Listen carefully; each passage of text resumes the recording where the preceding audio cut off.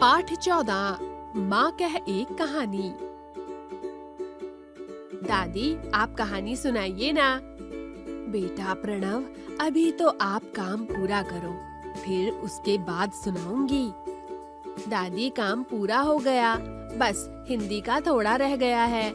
आज एक कहानी सुनाइए ना, तब मैं जाकर काम पूरा करूंगा। किसकी कहानी सुनाऊं? राजा की या रानी की या व्यापारी और संत की? दादी, आप राजकुमार की कहानी सुनाइए ना।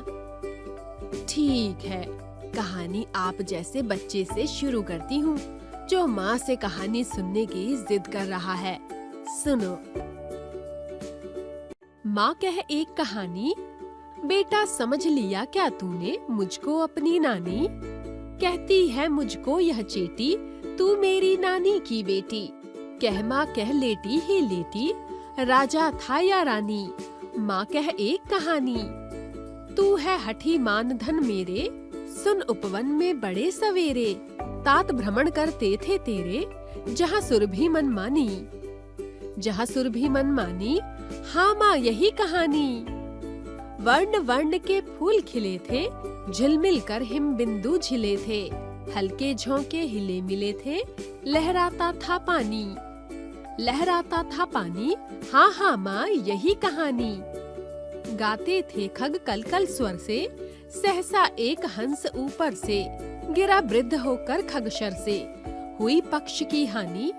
हुई पक्ष की हानि, करुणा भरी कहानी। चौक उन्होंने उसे उठाया, नया जन्म सा उसने पाया। इतने में आंखें टक आया, लक्ष्य सिद्धि का मानी। लक्ष्य सिद्धि का मानी, कोमल कठिन कहानी। मांगा उसने आहत पक्षी, तेरे तात किंतु थे रक्षी।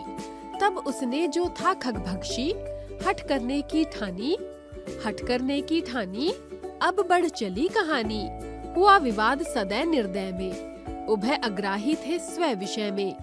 गई बात तब न्यायालय में, सुनी सभी ने जानी।